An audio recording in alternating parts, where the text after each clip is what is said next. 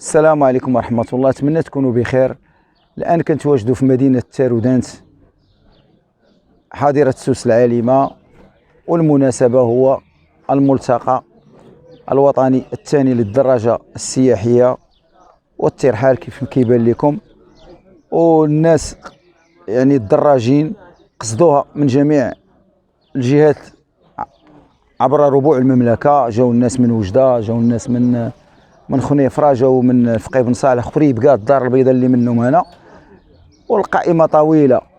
اشنا جينا هنا باش نتقاسموا الخبرات مع بعضياتنا، لان كنا كنعرفوا بعضياتنا عبر التواصل الاجتماعي.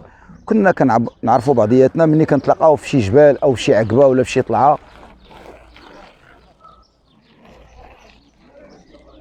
ودابا حنا كنشوفوا روسنا فيرتيال، يعني مباشره حنا ملاقين مع بعضياتنا الحمد لله. وديك العقده ديال الاجنبي راه ما بقاتش عندنا الحمد لله، لان فهاد المغرب دائما كيكون عنده السبق. حنا الحمد لله في شمال افريقيا وافريقيا راه حنا عندنا السبق. ما نظنش ان دار شي ملتقى ديال الرحل بهذا الحجم اللي كاين، الحمد لله.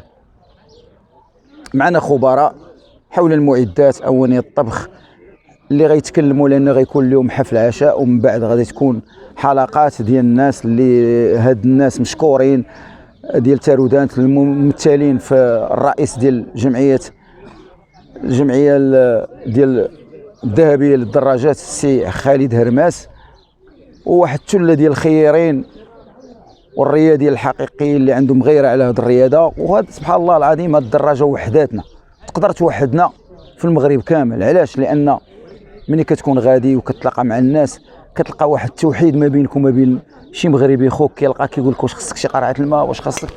وكما هو معلوم ان الدراج المسافر راه خصو يكون اوتونوم، كيكون معول على راسو الحمد لله.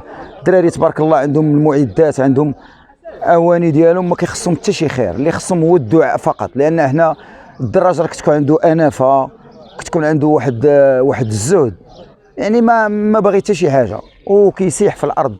والمغرب زوين الحمد لله، والمغرب متضامن. والله يجازيكم بخير. كما يقول المثال: الماء الراكد يفسد.